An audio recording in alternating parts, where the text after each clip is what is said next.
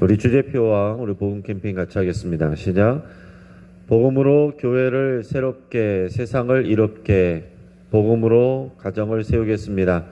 복음으로 전도하고 선교하겠습니다. 복음으로 세상을 섬기겠습니다. 아멘. 우리 묵상 말씀 사무엘상 7장 12절 우리 세 번 같이 하겠습니다.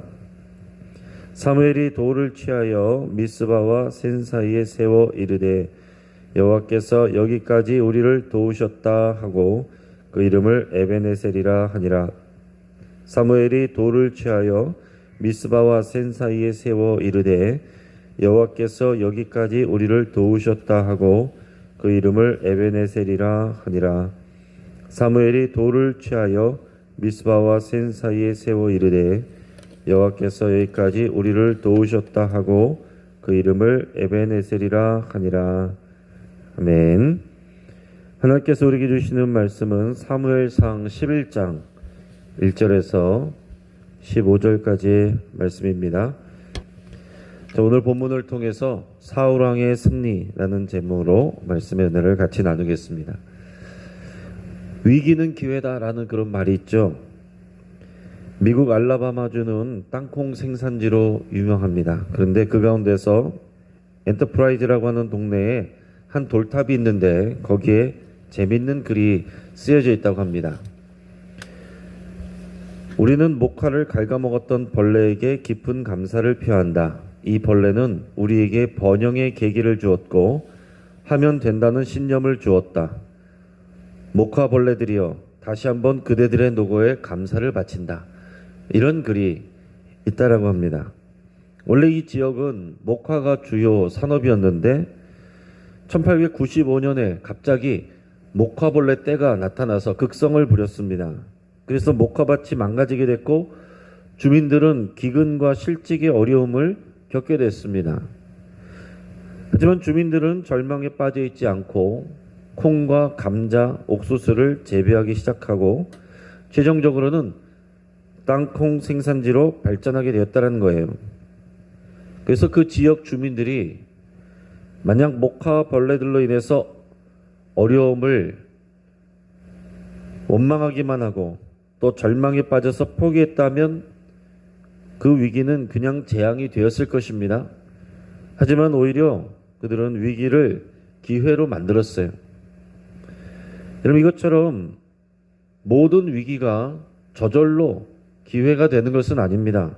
똑같은 위기를 맞이해도 어떤 사람은 그것을 기회로 만드는 사람이 있고 어떤 사람은 그 위기가 곧 절망으로 또 무너지는 그런 일들로 이어질 수도 있습니다. 자, 오늘 본문을 보면 사울이 위기를 통해서 새로운 기회를 맞이하는 장면을 소개하고 있습니다. 무엇이 사울로 하여금 위기를 기회로 만들게 하였는지 우리 그 점을 잘 유념하여서 오늘 말씀을 묵상할 수 있기를 바랍니다. 자, 하나님은 이스라엘 백성들의 원대로 왕을 세워주셨습니다. 하나님은 이 청년 사울을 선택하셔서 그의 머리에 기름을 부었고 또 미스바에서 제비뽑기를 통해 하나님이 이 사울을 왕으로 선택하셨다는 것을 공표하셨어요. 하지만 그럼에도 불구하고 아직 사울이 왕으로서 모든 백성들에게 인정받은 것이 아니었습니다.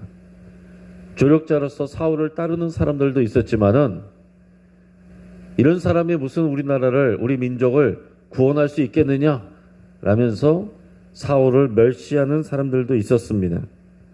그는 아직 왕으로서 이스라엘 민족을 지켜내고 구원해낼 만한 그런 능력을 검증받지를 못했어요. 그래서 그는 기브아에 가서 자기 집으로 가서 예전처럼 그냥 농사를 지으면서 지내고 있습니다. 아직 확실한 왕권이 확립되지 않았고 또 조직적인 통일이 이루어지지 않은 상태였습니다.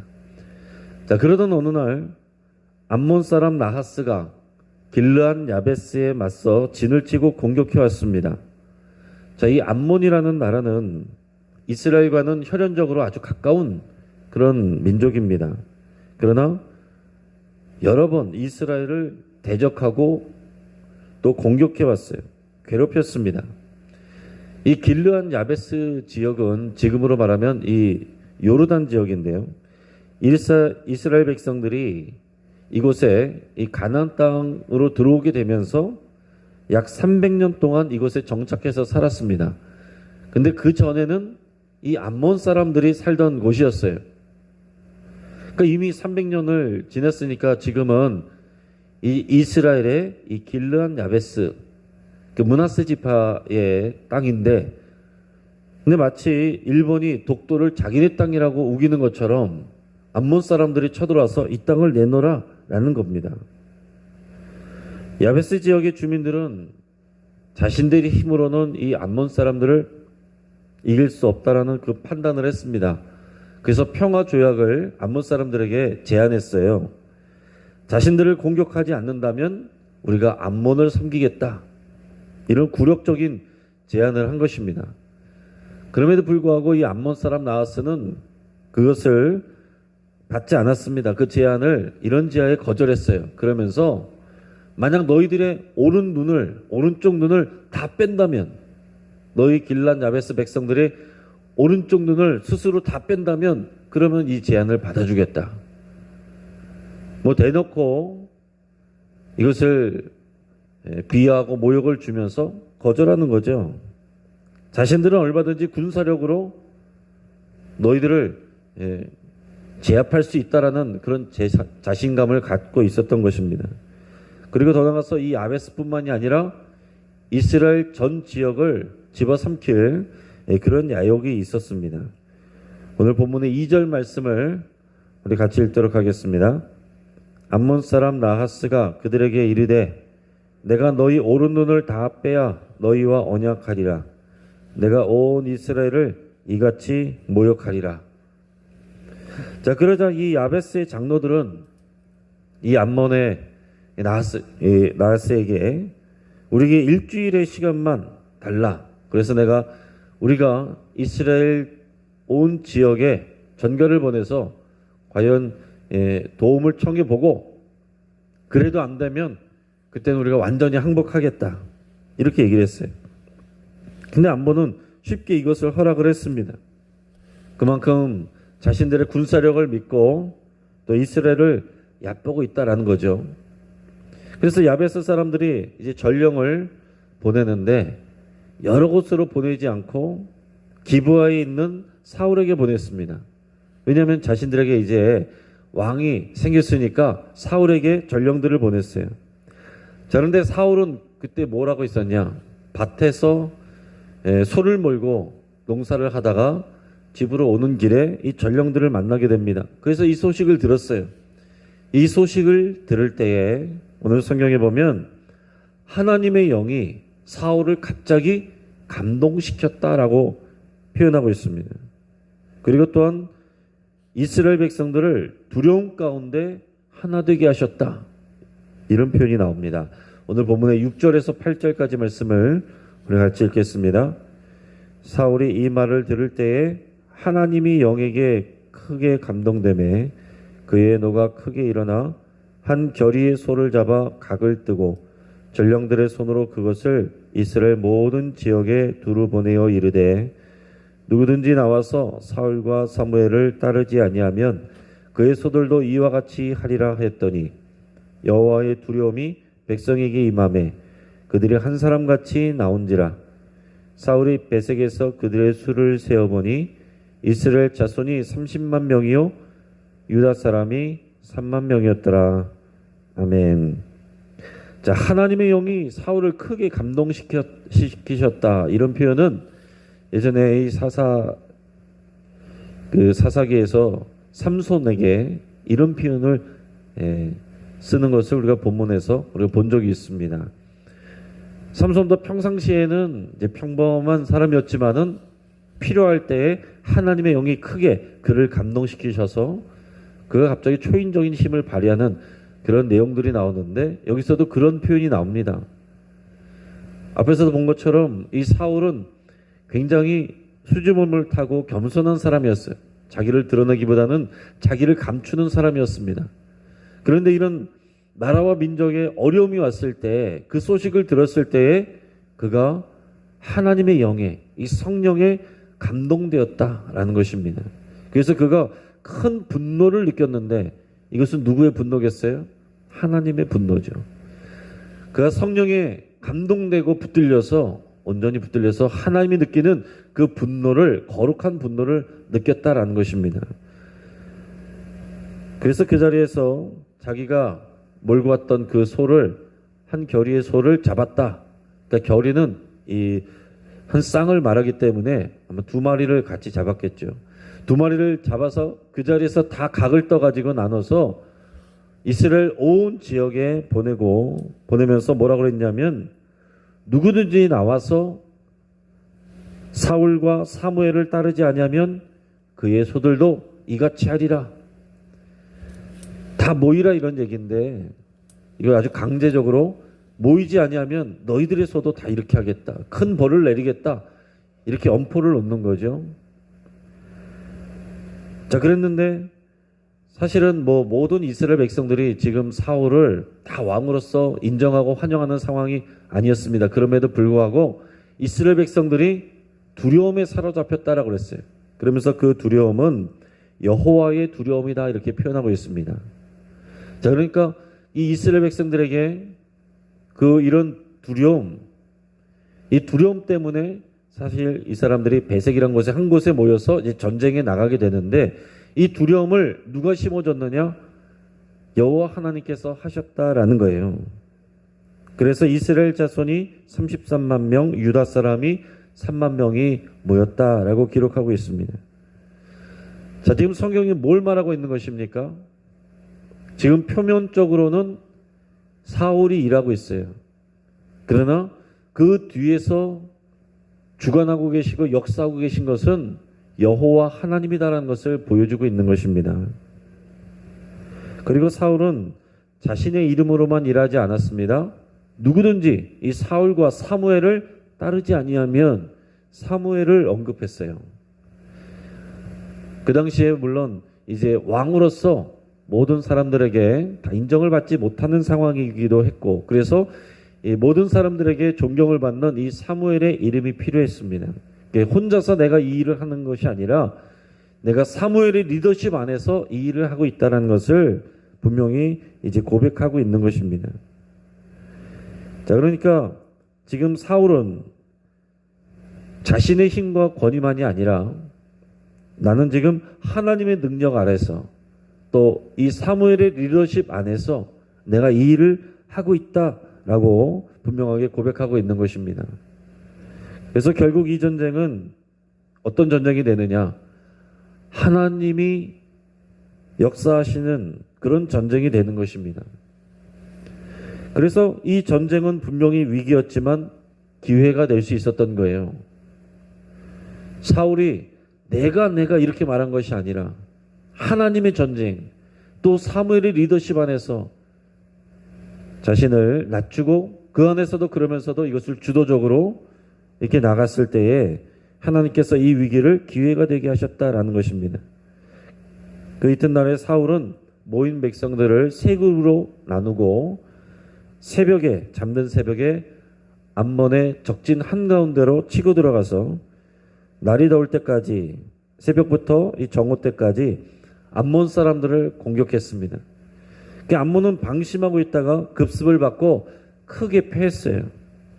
결국 길란 야베스의 위기는 전체 온 이스라엘의 위기가 되었었지만, 그러나 결국에는 하나님의 역사하심을 통해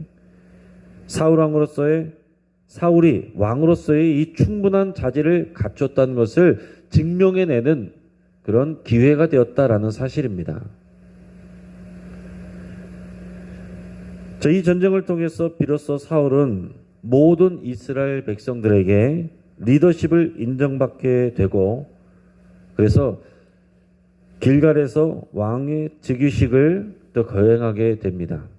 오늘 본문의 12절에서 15절까지 말씀을 같이 읽겠습니다.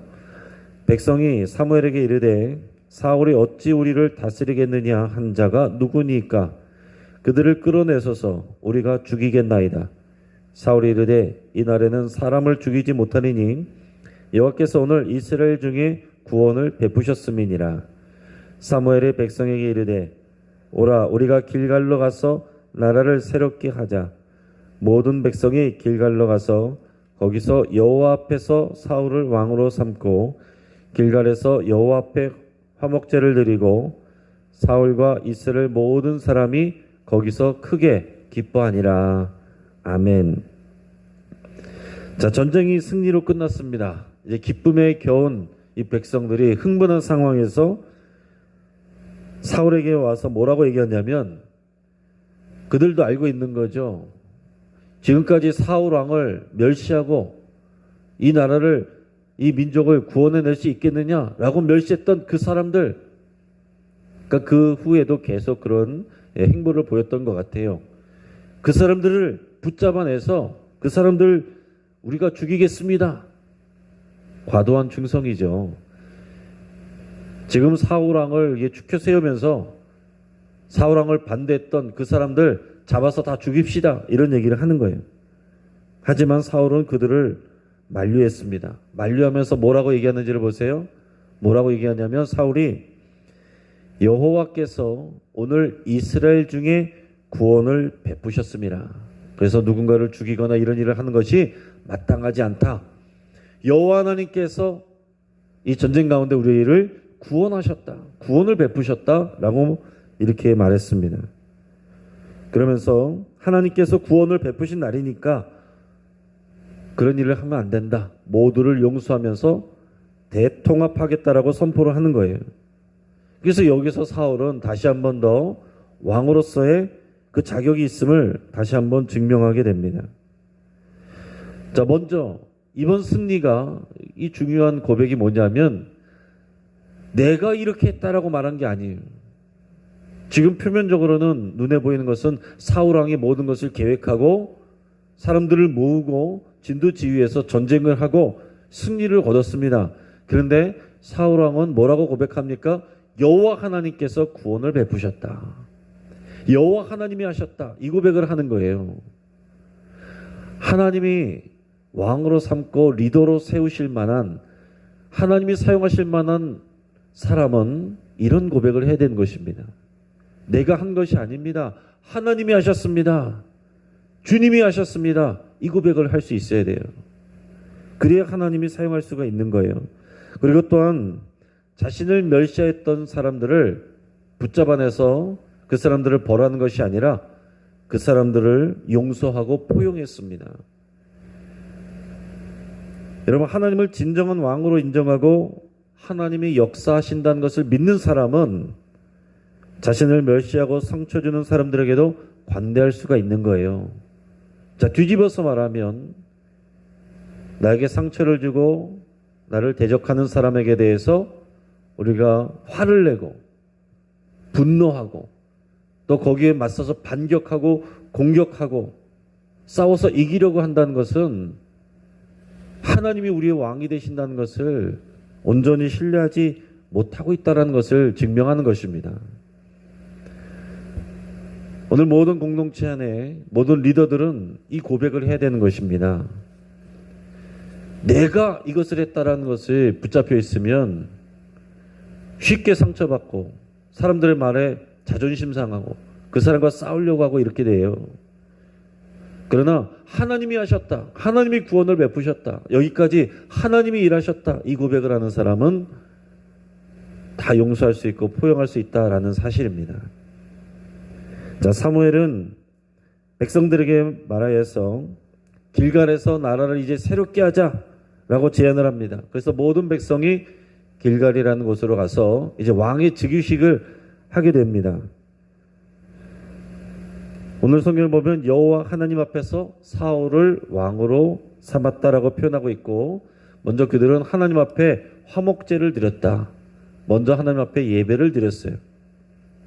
그래서 백성들은 사울을 왕으로 세웠고 사울과 그 모든 백성들이 크게 기뻐했다라고 했습니다. 자, 리더가 신앙으로 바르게 서서 리더십을 행사할 때에 백성들도 하나님 앞에서 바른 신앙으로 서게 되는 것을 보게 되는 것입니다.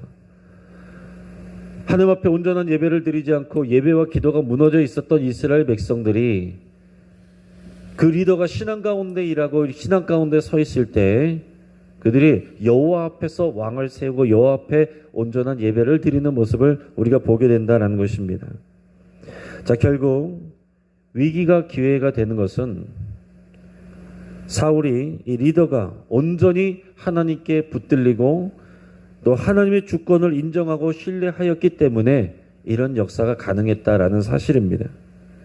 그래서 위기를 기회로 만든 것은 사울이 아니고 하나님이시다. 여호와 하나님이시다라는 사실입니다. 오늘 말씀을 정리합니다. 위기는 기회가 될 수 있습니다. 얼마든지 위기가 기회가 될 수 있지만 저절로 되는 것은 아닙니다. 자, 이스라엘의 암몬의 침략이라는 위기가 왔지만 이것은 결국 사울이 왕으로서의 자격을 입증하게 되고 모든 이스라엘 백성을 대통합하게 되는 놀라운 기회가 됐어요. 자, 그런데 사울은 하나님의 감동에 사로잡혔고 또 사무엘의 리더십을 인정했습니다. 그래서 전쟁의 승리는 자신이 아니라 여호와 하나님이 구원을 베푸셨다라는 것을 선포했어요. 그것이 사울 왕의 승리를 가져오게 된 이유입니다. 주님이 하셨습니다. 이 고백이 언제나 우리에게 필요한 거예요. 내가 했습니다 라는 순간 우리는 넘어지게 되고 공동체에는 갈등과 분열이 옵니다. 주님이 하셨습니다 라는 고백이 리더를 바르게 신앙 가운데 세우고 모든 공동체원들을 신앙 가운데 세우게 하는 것입니다. 오늘 이 고백을 매 순간 선포할 수 있기를 축복합니다. 위기를 기회로 만드는 승리는 하나님이 주십니다. 같이 한번 기도하겠습니다. 우리 말씀을 붙잡고 함께 기도하겠습니다. 지금까지 우리의 인생, 우리의 삶을 하나님이 인도해 주셨고 하나님이 하셨다라고 고백하고 감사드릴 수 있기를 바랍니다. 혹시 우리 마음 안에 서운함들이 있다면 내가 이만큼 했는데 하는 그런 마음들, 그 마음과 함께 오늘 십자가 앞에 내려놓고 주님이 하셨습니다 이 고백으로 우리 안에 감사가 채워질 때까지 하나님 앞에 믿음으로 고백하며 나갈 수 있기를 바랍니다. 또 우리가 매일 하나님의 영에 감동하고 주의 임재 안에 사로잡히기를 위해서 함께 기도하겠습니다. 우리가 이제 성령으로 충만하고 성령의 임재 가운데 우리가 붙잡혀 있지 아니하면 우리는 언제든지 시험에 들고 넘어질 수 있습니다. 우리가 만나는 위기들이 주 안에서 기회가 되고 승리가 되기를 위해서 함께 기도하겠습니다. 나 개인과 또 우리 가정과 이 교회와 우리 일하는 또 삶의 모든 자리에서 우리가 경험하는 모든 위기가 주 안에서 기회가 되기를 위해서 여러분 간절히 기도하시길 바랍니다. 또 우리 가정을 위해서 기도할 때 코로나로 인해서 시작된 이 가정 예배가 우리 가정의 회복되는 그런 기회가 되기를 위해서 여러분 간절히 기도하겠습니다. 또 오늘 진행되는 효도 관광을 위해서 같이 기도하고 하나님이 주시는 이런 큰 기쁨과 또 안전이 있기를 위해서 함께 기도하겠습니다. 6월 첫째 주에 있는 우리 창립 기념주일 또 장로 임직식 또 모두 환영한 데이 이 모든 행사를 위해서 우리 함께 기도하겠습니다. 또 이때를 기점으로 인해서 우리 온 교회 모든 성도님들의 예배와 기도가 온전히 회복되는 그런 시작이 될 수 있도록 위해서 함께 합심해서 기도하겠습니다. 주여 한번 부르짖고 하나님 앞에 믿음으로 함께 나가겠습니다. 주여